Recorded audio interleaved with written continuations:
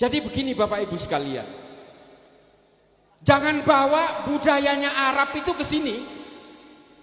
Di Arab itu nggak ada budaya cium tangan. Jangan paksa kemudian budaya Arab itu diberlakukan di Indonesia. Kita punya budaya sendiri. Arab itu belum tentu Islam, Pak. Dan Islam juga belum tentu Arab. Orang Jawa juga bisa jadi Islam kok. Budaya kita itu ya cium tangan kepada yang lebih sepuh dan orang yang dihormati. Di Arab itu salaman biasa, Pak. Anak kepada bapaknya pun salaman biasa, nggak cium tangan. Loh itu ya jangan bawa ke sini. Kita punya budaya sendiri kok. Terus dikatakan, oh cium tangan itu nggak boleh itu.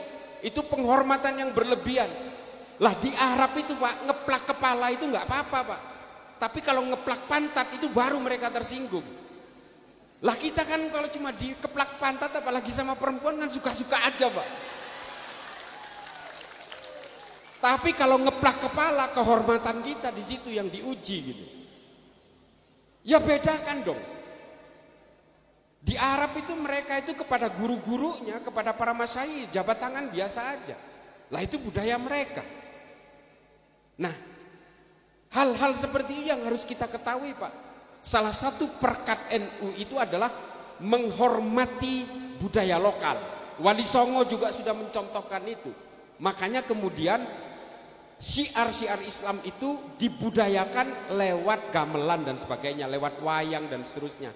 Yang oleh orang Arab ini wayang pun diharamkan coba. Itu mengapa Pak? Kita itu tidak pernah gelisah oleh yang begini-begini. Perlu saya pertegas juga begini. Ini mungkin agak serius. Mohon maaf saya nggak bisa melucu. Ya itu resiko kalau penceramah gratisan ya kayak gini.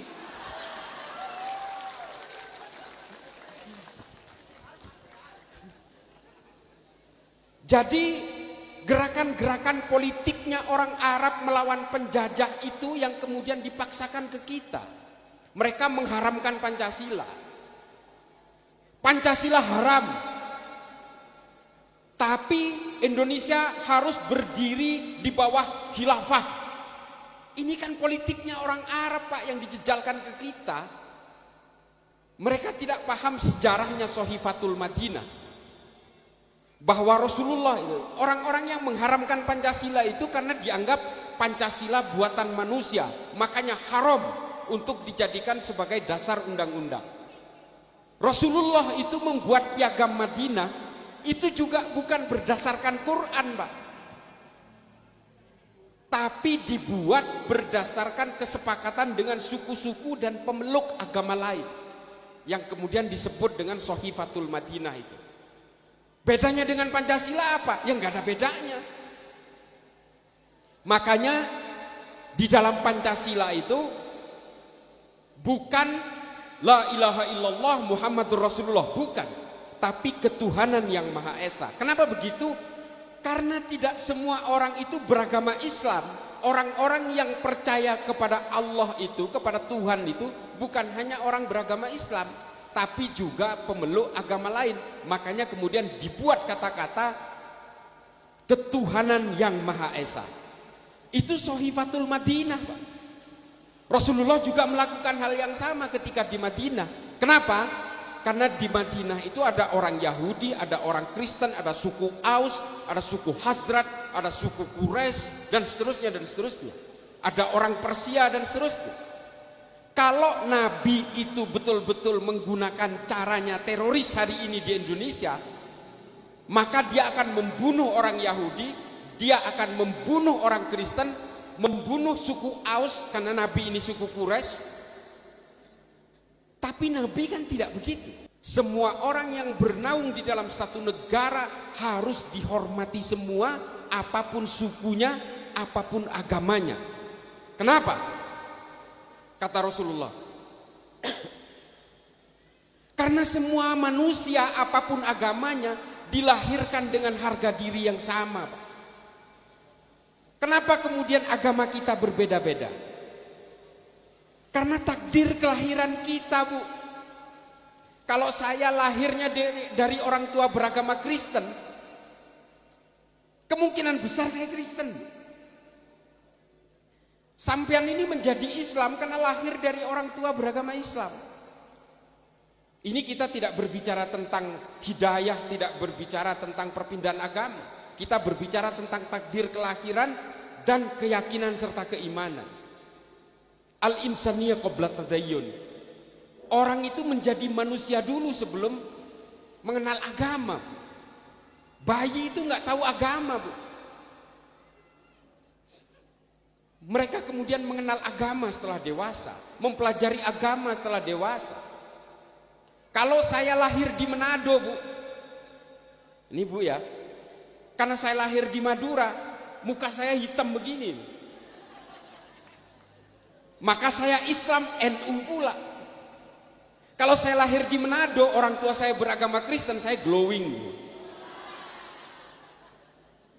Tapi mungkin saya tidak beragama Islam. Artinya apa?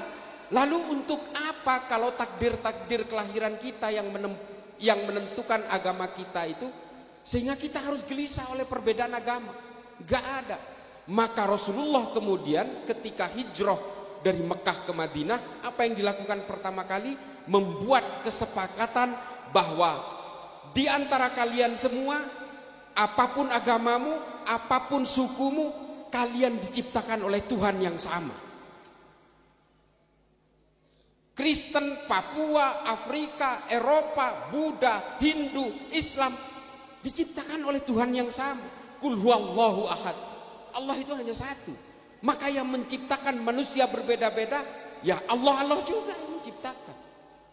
Kenapa kita kemudian berbeda? Karena takdir kelahiran kita berbeda.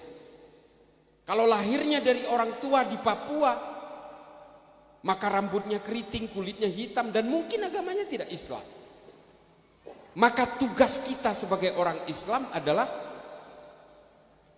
memberikan akhlak, menunjukkan akhlakul karimah, dan memberikan rahmat kepada siapapun umat manusia. Lah kalau sampean ini petentang-petenteng kemana-mana bawa golok, bawa bom, yang mau tertarik kepada Islam itu siapa? NU mengajarkan membawa rahmat dan akhlak itu. Tolong tepuk tangan, Pak. Jadi kalau ada orang NU mau bakar gereja, ya itu salah gurunya, Pak. Mending keluar aja jadi NU, keluar aja jadi FPI aja lah.